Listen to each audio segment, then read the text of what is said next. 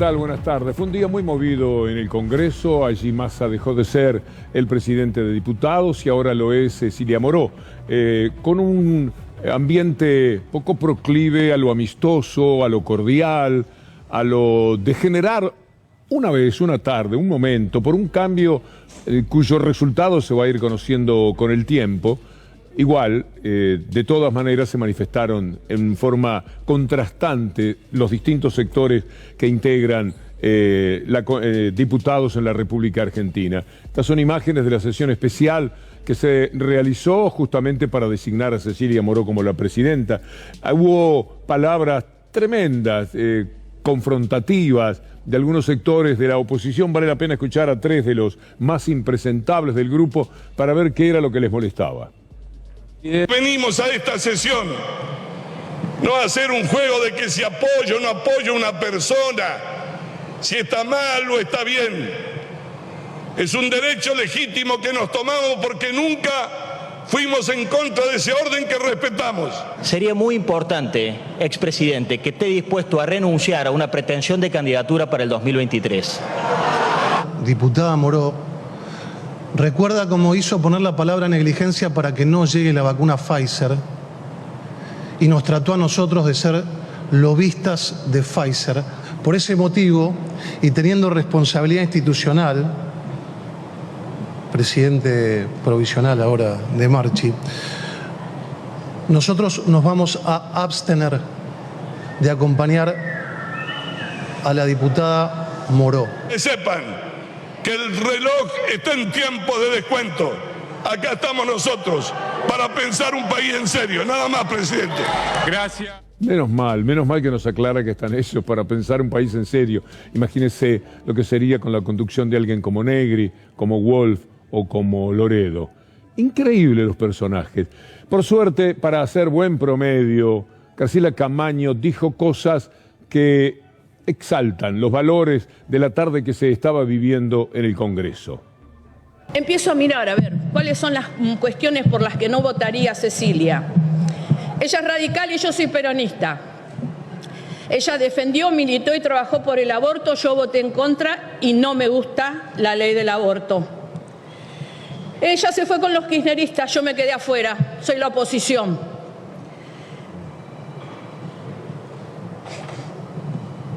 Y punto. Hizo todo el cursus honorum, pero hoy estamos decidiendo que ahí se va a sentar por primera vez en la historia de este Congreso 158 años de hombres. Una mujer. Hoy, cuando una mujer se va a sentar ahí, estamos mirando que el país se incendia. Hace 15 años que el país se viene incendiando. Saben las veces que el país se incendió, pero hoy cuando Cecilia se siente ahí, con el voto de la mayoría que piensa, vamos a tener, juntamente con Claudia y juntamente con Carolina en el Senado, un poder legislativo femenino, señor presidente. Vos, Cecilia, vas a estar en los libros de historia como la primera mujer que presidió la Cámara de Diputados de la Nación. Y luego vino la votación y la misma determinó que Cecilia Moró, en efecto, sea la primera mujer presidenta de la Cámara de Diputados. Es un hecho que tiene también, en ese sentido, un valor histórico, además de incorporar a una figura política que es muy respetada, muy reconocida. Piense usted del lado que piense del mundo de la política. Hay quienes se ganan el respeto aún de sus adversarios. No es el caso de los que escuchábamos recién, porque la inteligencia mínima del resto de las personas impide acordar algo con ellos. Pero sí de una persona que está en un lugar que merece, en un lugar que se ha ganado con militancia política. Vamos a hablar del tema más importante de todas formas de estos días en la República Argentina, cuando presentamos a los voceros del lawfare en este país, en el cual lo mediático, es decir, lo diabólico, lo político, se dan la mano para confundirse en una especie de abrazo que arruina ciertos valores de la República. Voceros del lawfare. Vamos a empezar por las tapas de la mafia mediática. Vamos a empezar por Clarín y por La Nación. lo que hoy escribían basados en frases, porque todo lo que había eran frases, del discurso de Luciani, el fiscal. Néstor y Cristina instalaron una matriz extraordinaria de corrupción, todo va entre comillas, porque necesitaban de ese tipo de frases. Naturalmente, no pudieron hablar de pruebas que no fue capaz de presentar Luciani y que seguramente no las tiene. Mire usted quién es Luciani. Vale la pena saber cuál es la relación que hay entre el personaje del sentido común, a lo que apela para poder condenar a Cristina Fernández de Kirchner, y estos diarios, esta mafia de Clarín o de el diario La Nación. Él era un articulista de Clarín también, Luciani, ¿cómo no? Ahí está con un artículo escrito en 2018, los mismos tiempos en los cuales visitaba, bueno, eso había sido un poco antes, a Macri. Pero mire usted, la lucha contra la corrupción como política de Estado, los cuadernos que escribió el chofer Oscar Centeno, que sabe usted es una cuestión prácticamente finiquitada y terminada en otro fracaso de las mentiras de la oposición y de los medios, uno de los símbolos de la corrupción en Argentina, un largo artículo de un hombre que ya funcionaba como una especie de empleado del diario Clarín. Sobre esto, Martín Soria, el ministro de Justicia, tiene algo para decir. Y yo voy a hacer fiscal a los dos, ¿no? A Mola y a la fiscal Luciani. La verdad que parecían periodistas de Clarín o de TN o de La Nación. La verdad que parecían periodistas de Clarín o de TN o de La Nación, más que fiscales federales. Estaban más preocupados por ver cómo adjetivaban a la expresidenta Cristina o a Néstor que en exponer algún tipo de prueba. En el juicio oral, en este juicio que hoy se está llevando a cabo, los peritajes judiciales sobre los que se basan para decir toda esta sarta de pavadas, tantas tapas, 3 toneladas de tapas de Clarín en La Nación, son 5 de las 51 rutas que están peritadas. Y en ninguna de las pericias se habla de Cristina Fernández. No, claro. Bueno, pero el sentido común indicaría, el sentido común creado justamente por estas mafias, que Cristina Fernández de Kirchner tiene algo directamente de involucramiento en esta historia de vialidad. Vamos a ver ahora, vamos a escuchar a Luciani hablando de la gran prueba que puede presentar. Esto que los diarios ponían en tapas, es decir, los adjetivos, porque prueba no había ninguna. Imagínense si tuvieran algo que verdaderamente pudieran poner en la tapa, que fuera cierto, que implicara que el razonamiento de cualquier ciudadano comprometido con su inteligencia y sobre todo con la verdad pudiera asimilar como cierto, no esta sarta de adjetivaciones que por supuesto vienen a sustituir lo que no tienen, evidencias, pruebas, algo concreto. Nunca lo tuvieron. Siempre esto fue un acto criminal de la justicia, desde que empezaron a luchar por esta causa, pero era la única que les quedaba. Es la única a la que se pueden aferrar para que tengamos en el año de las elecciones, en los momentos previos a la misma, todo el festival de títulos que comenzaron en el día de hoy. Esto indica, señores jueces, a diferencia de lo que hace la UIF, que las responsabilidades deben analizarse de los cargos más altos del gobierno. Resulta ingenuo y atenta al sentido común de cualquier persona, que una situación tan anómala, tan grosera, pueda llevarse a cabo si no es ideada, proyectada y promovida y direccionada desde los más altos.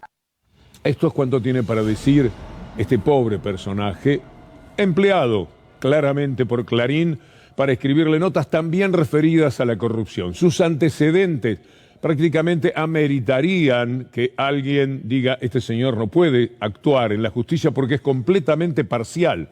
Es parcial de la oposición, pero muchísimo más todavía del poder real. Es parcial de Clarín, trabajó para Clarín, escribió para Clarín, dijo cosas en línea con lo que quería Clarín y ahora adjetiva para los títulos del diario Clarín. Es una vergüenza, un escándalo, algo inadmisible lo que sucede y sin embargo nos pasa. Una pregunta que podemos hacernos es ¿por qué nos ocurre todo esto?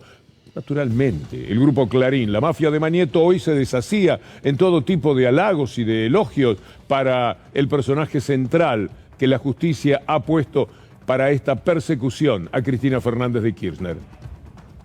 ¿Sabés qué sensación me daba hoy escucharlo a Luciani?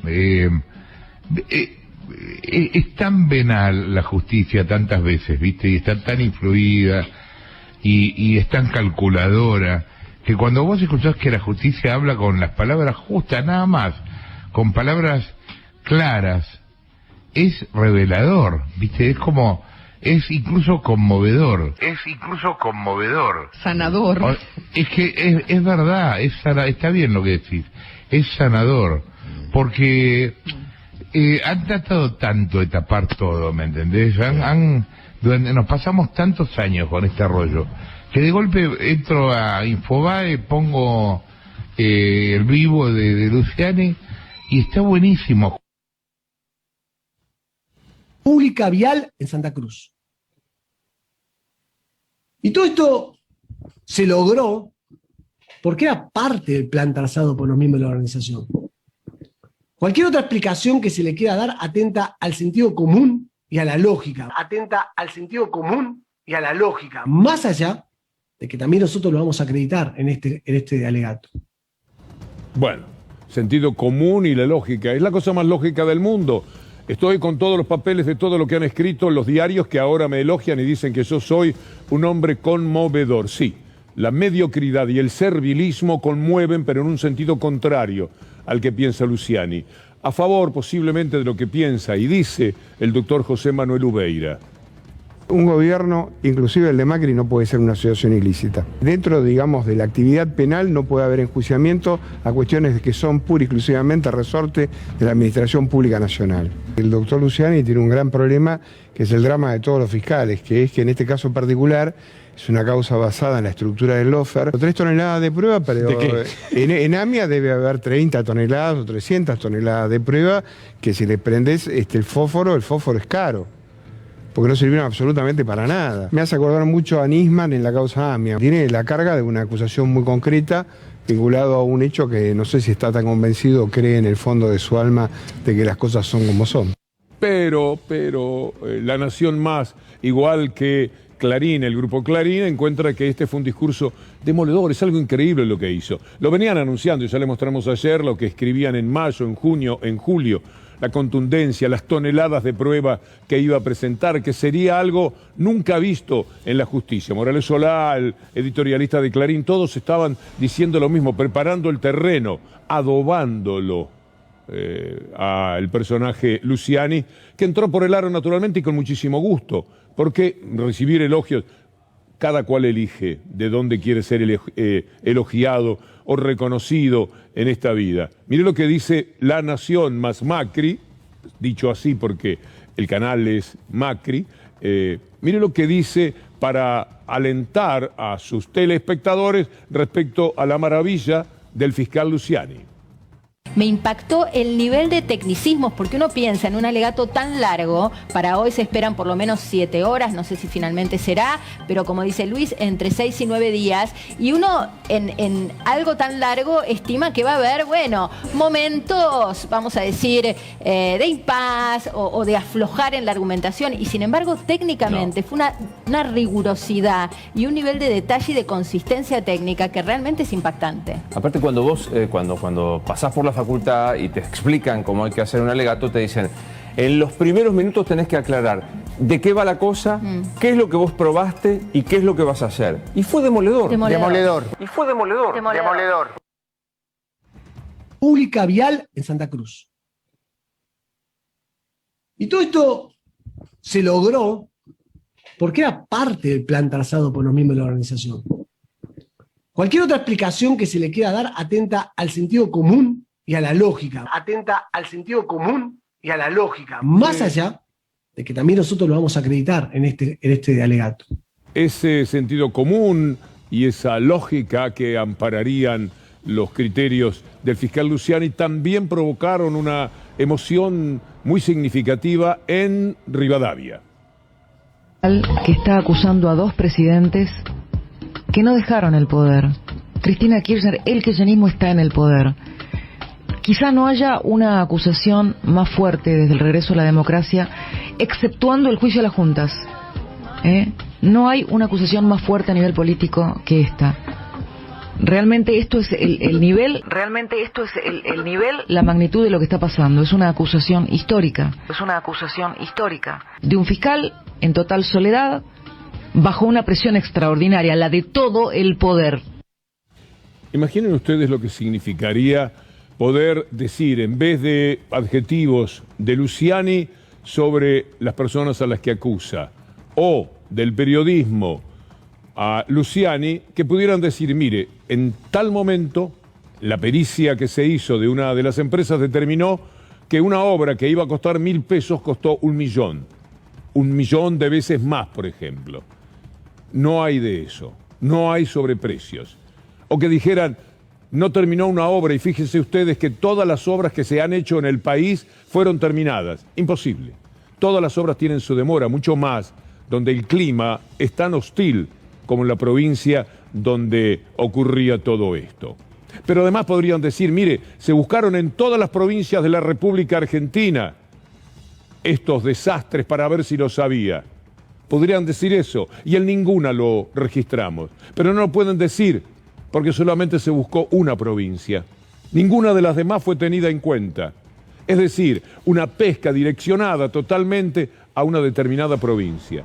Si pudieran decir algo así, si hubiera un argumento contundente para poner, como intentamos nosotros cada día, los números irrefutables, que tienen que ser así, que permitan entender por qué Luciani dice que hay sentido común y lógica. Nadie necesita de sentido común si tiene una prueba. Si lo que costaba 100 pasó a costar 2 millones, aquí ya hay que simplemente dar las cifras. Ni se necesita argumentar, y mucho menos adjetivar. Hace bien Parrilli en decir lo que dice, porque tiene toda la razón del mundo, y además se anima a decir una palabra muy difícil en la República Argentina, que siempre está como contenida en la cobardía, aún de quienes saben perfectamente que estamos hablando del diabólico personaje que ha envilecido la vida, ya no del periodismo, sino también de la justicia y de la propia democracia en la República Argentina. Fue primero una puesta en escena por parte del tribunal y del fiscal. Lo segundo, más que un fiscal, parecía un columnista de La Nación Más o de TN. Parecía un columnista de La Nación Más o de TN, repitiendo los argumentos y el guión y el relato que a lo largo de los años, ya desde el año 2016, cuando inició esta causa Bonadío, vienen haciendo tanto el macrismo por orden de Macri y Mañeto, digamos, por orden de Macri y Mañeto, digamos. Claramente lo que hizo fue responder a ese guión y a ese libreto, hasta incluso las palabras, utilizar las mismas palabras que han usado a lo largo de estos años todos los columnistas y todos los periodistas. Curioso es lo que La Nación Más Macri descubrió, entre comillas, sobre Cristina Fernández de Kirchner. A falta de palabras concretas, bueno, busquemos en la gestualidad de Cristina Fernández algo que nos lleve a pensar en su culpabilidad. He aquí una prueba contundente. Cuando saca la mano de su boca, la mano que tiene apoyada sobre su cara, se aferra a la tablet. Y lo que me decía el experto Lescano es que este es el dato clave. Cuando ella se aferra a la tablet, lo que está haciendo es tratar de catalizar emociones, de administrar emociones. Lo que está demostrando es que hay una ansiedad que está tratando de alguna manera de dibujar, de canalizar, de aliviar. Por eso se aferra a la tablet como si se le fuera a caer. Hay ansiedad, no hay miedo, no hay ira, pero hay ansiedad. Y el otro dato que me daba es que ella, después de apoyar el dedo en L sobre su cara, lo relaja, y lo que demuestra ese gesto, podría demostrar, es que pierde interés en aquello que mira. O sea, para cerrar, ¿qué es lo que vemos? No hay emociones negativas, no hay miedo, no hay ira, no hay furia, hay interés en la charla con el interlocutor ajeno, hay ansiedad que trata de administrar aferrándose a la tablet como un orador que se aferra a un púlpito, ¿viste? O un estrado, porque, bueno, hay una ansiedad que quiere ocultar o por lo menos que quiere apaciguar. Mire si llega a verlo Luciani todo esto, porque quizás se convierta en otro argumento decisivo. Tiene varios días para hablar y poner muchísimo énfasis, y esta no es una pista demasiado difícil de encontrar, por consiguiente a lo mejor aparece. Hablando de Luciani, habría que cuidarlo, y esto lo voy a decir en serio. En el lugar del gobierno sé que no lo van a hacer, porque dirán, no nos podemos manejar siempre de rodillas con el poder real, pero están diciendo que hay que cuidarlo al fiscal Luciani, porque le puede pasar lo mismo que a Nisman. Es decir, habría que cuidarlo a Luciani de sí mismo entonces, porque Nisman se suicidó, como sabe cualquier persona de bien que ponga mínimamente la inteligencia al servicio de una verdad. Así que habría que cuidarlo a Luciani.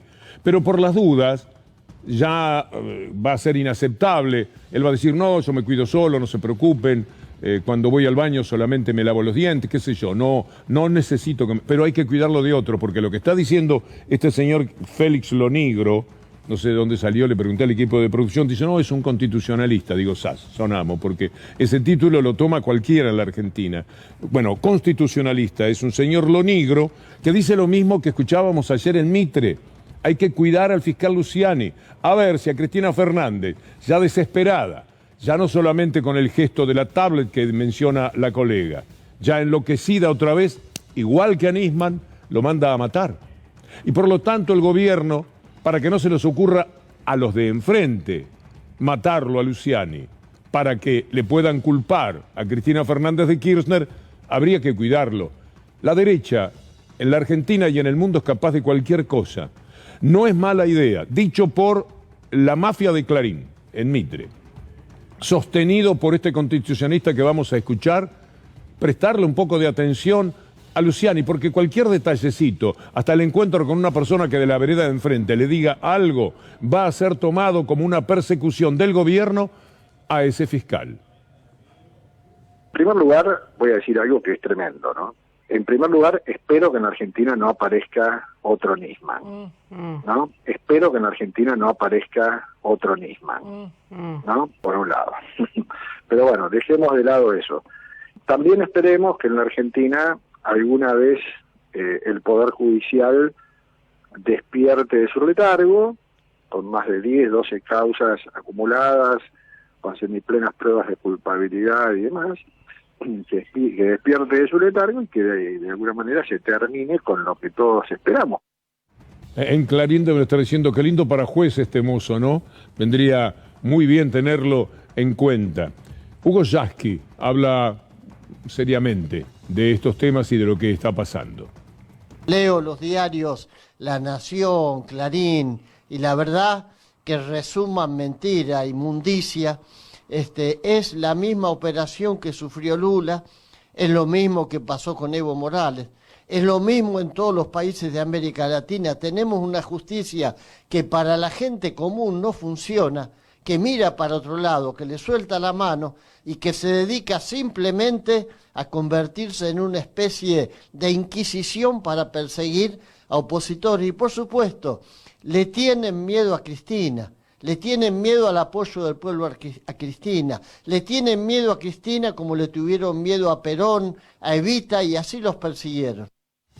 Pero ese miedo hace mucho daño, es el miedo que le tuvieron a Lula, por eso no lo querían de presidente y pusieron a Bolsonaro. Y millones de brasileños que comían y que tenían salud y que eran considerados, fueron dejados de lado. Eso consiguió el poder de Oglobo, de Bella, de los que vamos a hablar un poco también en nuestro recorrido.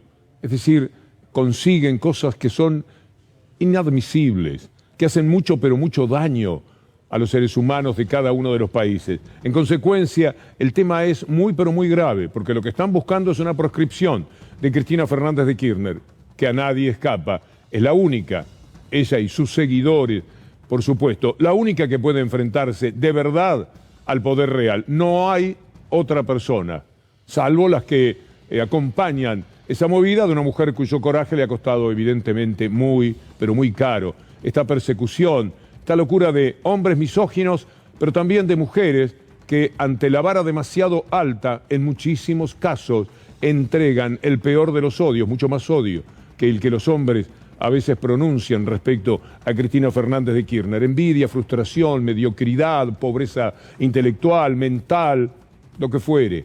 Pero así proceden y así se comportan.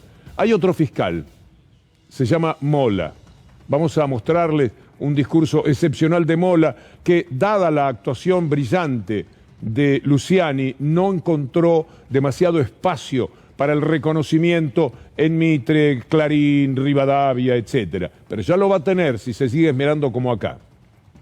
En Santa Cruz el esquema era superador, señores jueces, de lo que iba a suceder en otras jurisdicciones, porque allí Néstor Kirchner y luego Cristina Fernández habían creado a un empresario con una empresa que iba a ser el móvil de la defraudación a la administración pública durante 12 años. Para que se entienda bien, Lázaro Báez era Néstor Kirchner y Cristina Fernández.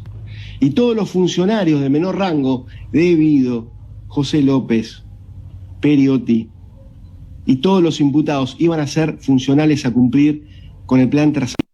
El hombre repetía todo esto, estaba haciendo méritos, a lo mejor mañana, esperemos, no tuvo el reconocimiento necesario. Pero ¿quién es Mola para inmolarse de esta manera? Martín Soria lo dice en este tuit. Cada funcionario judicial que interviene en la persecución contra Cristina Fernández de Kirchner entraba a escondidas al despacho de Pepín Simón y Macri en la Casa Rosada. No es coincidencia, es la expresión más grotesca del lawfare en nuestro país. Bueno, miren ustedes ahí la fotografía. Está Mola a la izquierda, no sé, ahí está, más grande. Ese es Mola, bueno, recién lo teníamos hablando con muchísimas pruebas de lo que quieren decir. Está con el procurador Casal, que compite, pero con muy buena posibilidad de ser número 1 o número 2 entre los más grandes serviles de la justicia. Pero está sentado allí en el medio con Tegrán, que en la provincia de Buenos Aires es peor que Casal. Y a la derecha está Bullrich, naturalmente a la derecha. Y hay un señor Olima, y allá está Ritondo. Es decir, en este ámbito se mueve este fiscal, que después va y hace toda una historia y un verso, mezclando cualquier cosa, repitiendo los argumentos de los diarios que ayer les presentábamos a ustedes desde hace varios meses. Y mientras tanto, no hay justicia, se les niega a los familiares de Lara San Juan. No quiero pasar a otro tema sin mencionar esto que nos envió la doctora Valeria Carreras sobre el pedido que se ha hecho para que se levante el sobreseimiento indignante, bochornoso que le han dado a Mauricio Macri, nada menos que en el tema de Lara San Juan. En el fallo que hicieron Bruglia, Bertuzzi y Llorens sobreseyendo a Macri, a Magdalani, a Arribas y a todos los agentes de AFI, reitero, a todos los agentes de AFI, no a vecinos de Mar del Plata, no a cuentapropistas, porque la tarea de inteligencia estuvo probada, se dio por realizada, pero con un argumento, el argumento de tenían la pollera muy corta. Quiere decir que se fijaron qué hacían las víctimas. Las víctimas eran peligrosas según estos 3 jueces. Es como dijo el fiscal, corrieron de foco el objeto de la investigación. ¿Acaso no se estaba investigando el espionaje ilegal? Bueno, pues terminaron dando vuelta a las cosas para decir que en realidad este grupo de mujeres era un grupo conflictivo, que no solamente podían atentar contra la seguridad del presidente, sino que también ponían en riesgo la seguridad interior. Eso es revictimizar. Pero haciendo foco otra vez en el lawfare sobre Cristina Fernández de Kirchner, nos permitimos por un par de minutos ir a Brasil para mostrarles a ustedes cómo allá es igual que acá, los medios y después los jueces y la política. Miren lo que los medios llegaron a decir de Lula, que ahora es otra vez candidato a presidente, que fue totalmente liberado de toda culpa, de toda acusación, porque se demostró que era una barbaridad lo que el periodismo había dicho de él. Pongamos en tapa, en pantalla, la tapa de Bella. Ellos sabían todo, ellos eran los corruptos del mundo. Dilma, a la que había que sacar del gobierno, y Lula, al que había que proscribir. La revista Bella de Brasil, la más importante. Veamos ahora O Globo, el diario O Globo. Este es uno de los 1000 títulos contra Lula. Tal Janot denuncia Lula, Dilma y al PT por organización criminal. Las pruebas no estaban, pero el sentido común creado por Globo y por Bella era suficiente para que los fiscales actuaran de esta manera. Es decir, hablando del sentido común o diciendo, igual, no podemos comprobar nada, pero es culpable. Provas são pedaços da realidade que geram convicção sobre um determinado fato ou hipótese. Todas essas informações e todas essas provas analisadas como num quebra-cabeça, permitem formar seguramente a figura de Lula no comando do esquema criminoso identificado na Lava Jato. Não teremos aqui provas cabais de que Lula é efetivo proprietário no papel do apartamento, pois justamente o fato de ele não figurar como proprietário do triplex da cobertura em Guarujá é uma forma de ocultação ou de simulação da verdadeira propriedade. Si se les hubiera ocurrido que fuera el Hotel Copacabana, no tenemos ninguna prueba de que sea dueño del Hotel Copacabana de Río, pero nosotros tenemos la convicción, la palabra moral no la utilizaron porque directamente no la conocen. Esto hacían los fiscales, igual a Luciani. Luciani dice el sentido común. Acá este fiscal, también joven, ambicioso y servil, decía no tenemos pruebas, pero es evidente que este hombre era dueño del triplex, se ocultaba como tal. No tenemos pruebas. Aquí tampoco hay pruebas. Por eso hay tanta palabra y tanto título de los diarios, porque lo que se quiere es conmover, encontrar la aquiescencia de todos aquellos que están muy dispuestos, por lo que piensan, a creerse cualquier mentira, que este es un drama que tiene el ser humano, que conlleva el ser humano y de lo que no escapa casi nadie. Es decir, si es algo que está en línea con lo que esa persona piensa, pues, aunque sea una mentira, me sirve. Lula enfrenta a los fiscales y les dice, son un papelón. Es que eran un papelón como Luciani. Eu poderia citar a revista Veja, eu poderia citar um tal de blog que tem nos Estados Unidos de um cidadão, sabe, que sabe das coisas, 3 dias vai acontecer. Como é que nós vamos prestar contas aos nossos telespectadores, aos nossos ouvintes, se de repente esse Lula não cometeu o crime que disseram que ele cometeu? Porque esse é o problema da mentira, é que depois você não tem como voltar atrás. É essa a finalização? Então eu queria só pedir aos meus acusadores que levem em conta que vocês são muito jovens e que vocês têm muito tempo pela vida. E o Ministério Público, que é uma instituição que ninguém respeita como eu respeito, não foi feito para isso. A acusação tem que ser séria, tem que ser fundamentada. Ela não pode ser especulativa. Lula dándoles una pequeña, modesta clase de lo jurídico a esos fiscales insólitos, increíbles, esos Luciani brasileños. Mire en cómo terminó la historia, por qué ahora Lula es candidato a presidente. El Tribunal Supremo de Brasil consideró que el juez Moro, esto está escrito en presente porque es de marzo del 2021, el juez Moro no fue imparcial en los juicios al expresidente Lula. La mayoría de la Sala Segunda del Tribunal Supremo consideró que el ex juez no fue imparcial en el enjuiciamiento por corrupción del expresidente Lula da Silva en el marco de la operación Lava Jato. Y algo más, el Tribunal Superior concluyó que Moro había violado los derechos del exmandatario en varias ocasiones, incluyendo cuando grabó secretamente las conversaciones entre Lula y sus abogados y la filtró a la prensa, porque a falta de pruebas, buenos eran esas escuchas que algunos encuentran allá corriendo por la Rambla de Río de Janeiro, aquí muchos la encuentran corriendo por Palermo. Son las cosas insólitas, inadmisibles, increíbles, siga usted, que le pasan a la justicia en estos países de América Latina, donde la derecha es sencillamente capaz de cualquier cosa, de lo que pasó con Evo Morales, mire todo lo que hubo que luchar para reinstalar la democracia en Bolivia.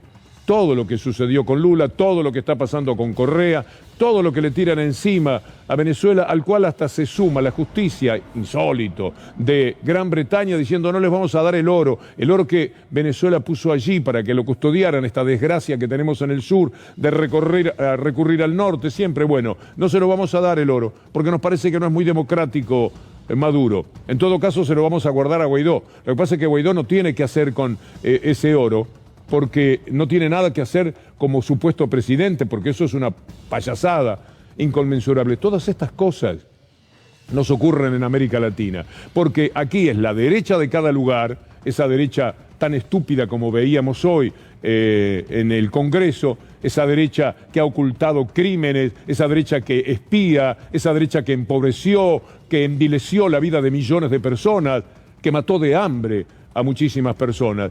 Esa derecha local está protegida por la derecha internacional, la derecha de las embajadas de Estados Unidos, la derecha de cada uno de los medios de comunicación que en todos los países operan en acuerdo con el poderoso local, es decir, con Clarín juega O Globo, juega el Mercurio, son parte de una cofradía, de una banda de verdaderos delincuentes que a través del periodismo han conseguido opacar por lo menos, para no decir anular, que es demasiado fuerte la palabra democracia. Todo esto permitió lo que vimos de Lula, ese fiscal que decía no tenemos pruebas, pero igual es culpable. Esos fiscales, ese Moro desvergonzado que después se convirtió en ministro de Bolsonaro, de este hombre, que llegó al poder en Brasil porque Lula no podía competir, porque lo proscribieron, con esa mentira de un triplex. Es decir, Lula arruinaba toda su vida, toda su maravillosa historia de hombre surgido de la pobreza a la mayor capacidad que le permitió convertir a su Brasil en la sexta potencia del mundo. Lo arruinaba para tener un departamentito propio frente al mar. Esta era la presentación que hacían y que permitió que este personaje, Bolsonaro, se convirtiera en el presidente de Brasil y humillara, sacrificara la vida de aquellos que habían empezado a tener dientes porque hasta un ministerio al respecto fue necesario en Brasil para que la gente que nunca había comido carne pudiera hacerlo. Eso consiguió Lula y sacó de la pobreza a decenas de millones de brasileños a los que este hombre después hundió. Lo hizo Bolsonaro. Bolsonaro es chiquitito frente al inmenso poder de la derecha. Bolsonaro es nada frente a lo que queremos decir todas las tardes de esa derecha asesina, criminal y hambreadora del mundo.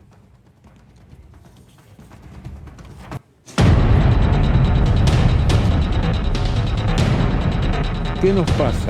¿Qué nos pasa? ¿Qué bicho le picó al mundo? Además, ¿cuántos horrores tenemos que sobrellevar? Este sábado en el Malva a las 22 se estrena una película que se llama El Futuro, de un gran cineasta, joven, cineasta argentino, Ulises Rosell. Recuérdelo el sábado. Vale la pena. Es una película hecha durante la pandemia, con inmensa sabiduría. Se llama El Futuro. ¿Por qué la recomiendo? Porque vayamos a las imágenes.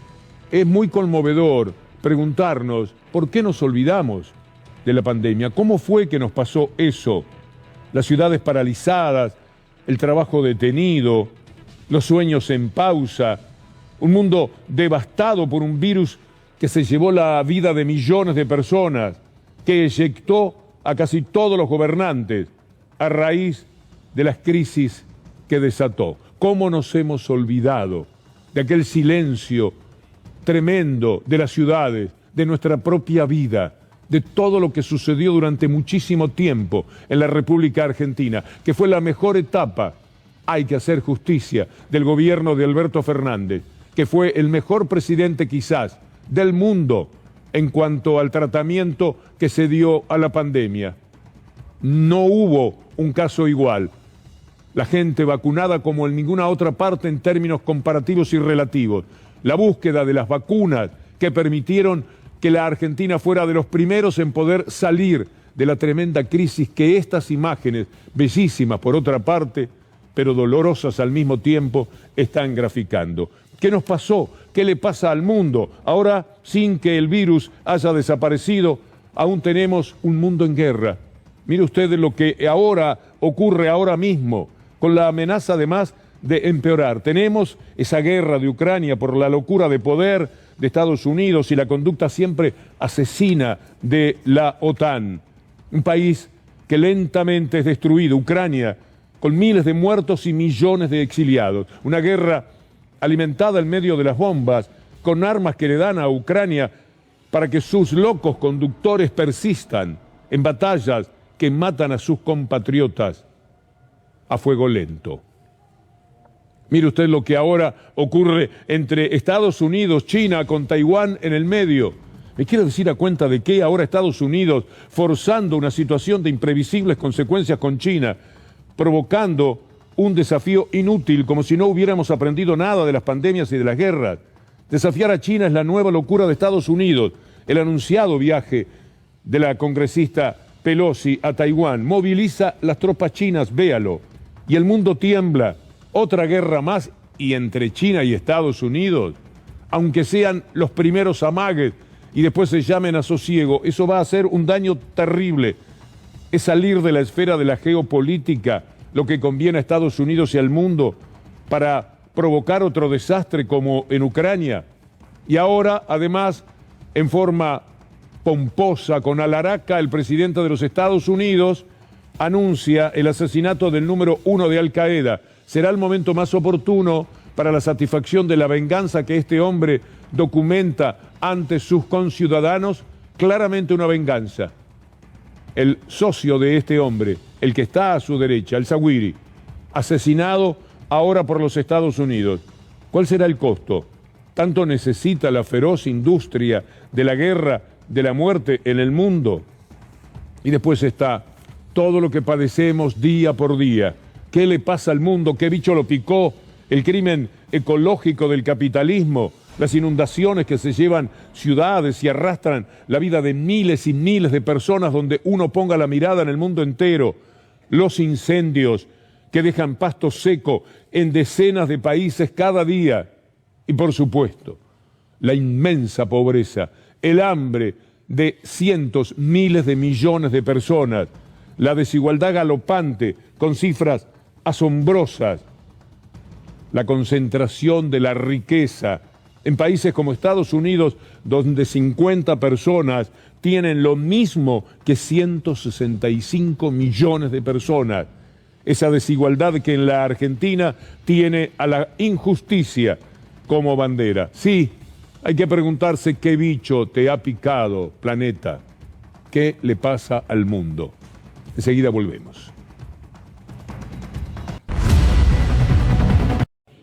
¿Qué nos está sucediendo? A nombre de hijos y nietos, los de nuestra generación, debemos preguntarnos qué le pasa y hacia dónde va un mundo en todas estas locuras que intentamos detallar moderadamente, porque es imposible abarcarlas todas, en el anterior tramo de nuestro programa.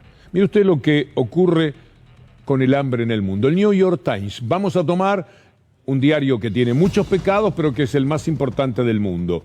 Aunque Ucrania reanudó las exportaciones de cereales, la crisis del hambre no cesa. La salida de un barco cargado de granos desde Odessa fue aclamada como una victoria contra el hambre en el mundo, pero los expertos dicen que la crisis es tan grande que ningún avance puede revertirla. Mire usted lo que está pasando como consecuencia también de la guerra, además de la hambruna, el problema energético. Pero vamos a tomar el país más poderoso de todos, vamos a tomar Alemania. Mire, observe este informe de la Deutsche Welle. Und, naja, also wasch mir die Hände nicht mehr mit heißem Wasser. Bei der Heizung haben wir auch Gasheizung und mache ich nur Bad und Wohnzimmer und dann aber nicht auf volle Pulle. Wir sind in einer ernsten Situation. Es wird auch Zeit, dass das alle verstehen, dass wir dieses Gefühl von, naja, es ist Sommer, es wird schon nicht so schlimm kommen, endlich ablegen. Wir müssen die Gasverbräuche runterbringen. 90% of the households have possibilities to reduce the energy, but most of them don't know how to do it and they waste a lot of energy. Und so brutal die derzeitige Situation ist, so groß die Schwierigkeiten sind, uns aus der fossilen Abhängigkeit von Russland zu befreien, dieser Moment ist eben auch eine Chance, dass das, was wir sowieso beim Klimaschutz machen müssen, jetzt mit doppelter Schlagkraft auch wirklich umsetzt. Estamos hablando de Alemania y esto es lo que allí pasa. Efectivamente no llegó todavía el invierno. Tienen la fortuna de que han vivido mucho dolor también. Lo causaron, por otra parte, más grande aún. Pero hablemos del dolor que han padecido muchas veces. Y ese entrenamiento es el que permite que la población le dicen hay que poner la calefacción a 19 y lo ponen a 19. Aquí donde haya una orden de ese tipo habrá marchas en la calle, los quemadores de barbijo y toda esa gente saldrán a decir queremos plena calefacción. Y en vez de 19 van a querer ponerla a 35. Yo tengo el derecho, yo soy libre de poner la energía donde se me antoje. No, sí, en materia de imbecilidad podemos salir a competirle a cualquiera. Es tristísimo ver cómo, en efecto, en Europa van a tener enormes problemas. Va a morir gente de frío, ni hablemos de hambre. Pero De todas maneras, lo colectivo no estará totalmente destruido, como a veces da la sensación que en el promedio del mundo y también de la Argentina ocurre. Somos individuos como hormigas que se juntan, pero no humanos que nos sumamos. No parece que ese sea el comportamiento. Y la derecha, que consigue adeptos, porque tiene que haber seguramente una gran decadencia de lo humano, de la sensibilidad, del espíritu colectivo, de la importancia que tiene el otro para cada uno. No, ya somos personas que viajan cada uno en su propia canoa y nada que ver con los demás. Si se hunden, mala suerte que se hundan. De otra forma no puede ser que en Italia, la salida de no haber podido construir gobierno y con todo lo que le pasa a Italia, lo que crece, bueno, a lo mejor es por eso.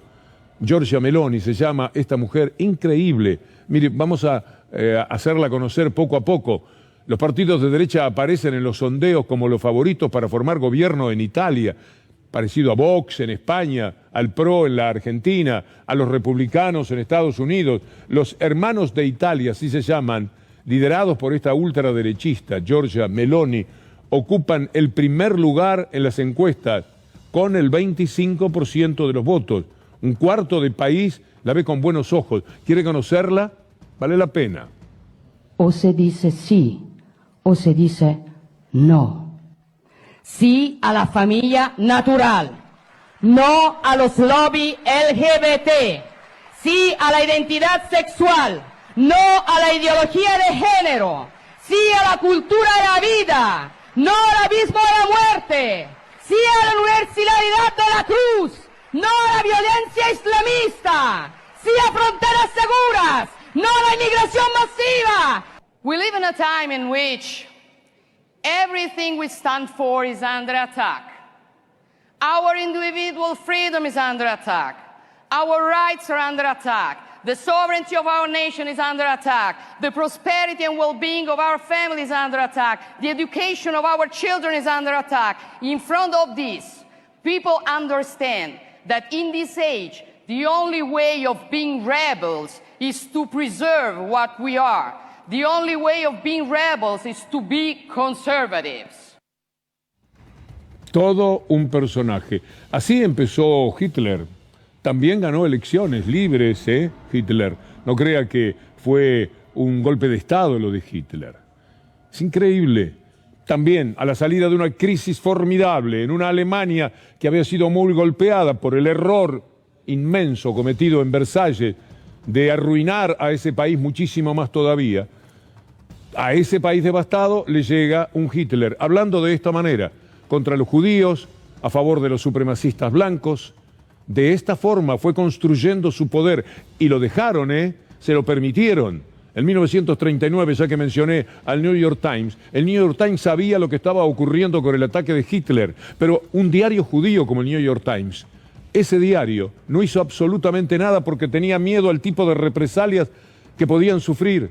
Y no hicieron nada, no movieron una página para ayudar a quienes ya estaban siendo atacados por esa derecha siempre criminal, esa derecha que arrasó con los judíos y con todo lo diferente que había en el mundo. Así empiezan.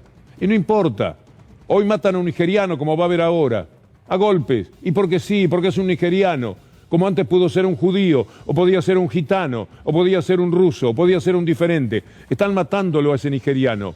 Se acercó a pedir algo y suavemente le dijo a la novia de este señor, ¿me ayuda, por favor? Este hombre empezó a golpearla. Y mire usted un detalle, mire la filmación, están filmando, varias filmaciones hay de esta matanza, de este pobre hombre nigeriano que estaba pidiendo en la calle. Ahí lo está matando. Este es un asesinato, pero la persona filma y del otro lado también filman. Miren, hay más personas y uno se sienta como dando la espalda, no le importa, este es el mundo que tenemos.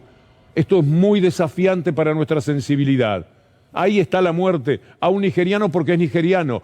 Esto mismo hacían con los judíos en la noche de los cristales. 100 mataron en una sola noche. Esto es lo que siempre trae la derecha. Desde la desconformidad que existe por una cuestión económica, aparecen ellos diciendo tenemos que protegernos nosotros, tenemos que encerrarnos nosotros y tenemos que matar a todo lo que sea diferente.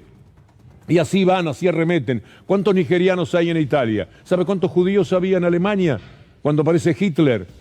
300.000, el 1% creo, de la población, y sin embargo los eligieron como enemigos y ahora eligen a los inmigrantes. Y esto se repite en todos los países. Esa es la muerte. Esto es en Italia, por consecuencia de personas como esa señora que estábamos escuchando recién. Esa derecha impiadosa, es que somos diferentes, somos mejores, tenemos que protegernos. ¿Qué vienen? ¿Con qué nos vienen a nosotros? Desde los países que ellos robaron, desde los países que históricamente se llevaron por delante y arrasaron. No dejaron un pedacito de marfil en la trompa de un elefante, no dejaron un diamante, no lo están dejando todavía porque siguen robándolo. Pero que vengan acá a molestar de ninguna manera, que anden por la calle pidiendo y que encima le digan a mi novia, señora, por favor me ayuda, y al estirar la mano la toque un momento, tocarla con esa mano de nigeriano a una muchacha italiana, escuchando a esta Giorgia Meloni. Es imposible el mundo así. Es imposible también acá, porque esto es lo que consiguen, esos discursos exaltados, violentos y estúpidos que hubo hoy en el Congreso, de Negri, de Wolf, de Loredo, o como se llame, son los que incitan a la violencia. Esa provocación y esa violencia de la rural y esa amenaza, si vienen con carteles a decir que somos especuladores y que nos estamos robando el país, lo van a pasar mal. Vamos a inventarnos lo que siempre se inventa la derecha. La derecha se inventa, estoy escuchando a los muchachos, la derecha siempre se inventa que es agredida. Estados Unidos dice que el que agrede es China por lo de Taiwán y sale a defender a Taiwán. Siempre la misma historia, en lo local o en lo internacional. Y esto es lo que no se puede soportar. Miren las marchas que después vienen. Las marchas son tardías porque el trabajo tiene que ser antes. Ahí están, nigerianos, y un ramo de flores para un hombre asesinado vilmente, para alguien que representa esos ideales, no digamos esa palabra, esos razonamientos bochornosos, aberrantes, de una clase social que trata de que los aspiracionales que están por debajo económicamente piensen igual que ellos. Ahí está la marcha. ¿De qué sirve ahora? ¿De qué sirve? Estas palabras de la esposa de ese nigeriano asesinado, ojalá que entren de una manera especial en ustedes. I want is justice for my husband. I want justice, just that. Justice, somebody that killed me. I want that person to pay dearly for it. I want justice for it. That is what I want. No me quiero olvidar, y usted no merece que nos olvidemos del recuerdo por Sandra Calomano y Rubén Rodríguez, que murieron como consecuencia de la desidia de un gobierno neoliberal en una escuela que, como cientos de escuelas, estaba a la buena de Dios, a la que quien era gobernadora en aquel momento, y se permite hablar tanto hoy día, es increíble lo que pasa, tuvo que fugarse de la provincia de Buenos Aires, nunca fue, ni siquiera a reconocer a los familiares de esas víctimas. Suteba hizo este video que nos emociona compartir con ustedes. Bueno, hoy es una jornada fundamental para la docencia, para todas las comunidades educativas de Moreno, ¿no? Un punto de inflexión, la muerte de Sandra y Rubén, que pudo haberse evitado, ¿no? Una muerte que fue el resultado de la desidia, del abandono planificado del gobierno de Vidal. Necesitamos que se juzgue y condene a todos los y las responsables de la explosión de la Escuela 49 el 2 de agosto del 2018. Por eso, Sandra y Rubén, presente. Ahora y siempre. Ahora y siempre. Un día donde seguimos exigiendo justicia. El Poder Judicial tiene una deuda con toda la docencia bonaerense y fundamentalmente con la familia de Sandra y de Rubén. Un día de lucha.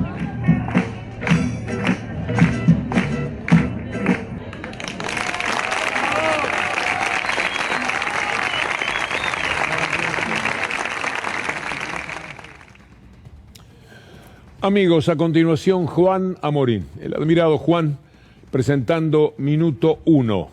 Nosotros agradeciendo a Ana Genia Sánchez, a Juan Pimontes Onganía, de la dinastía de Charlie, y a Julián Capazo, les decimos muchas gracias y nos reencontramos mañana si Dios quiere.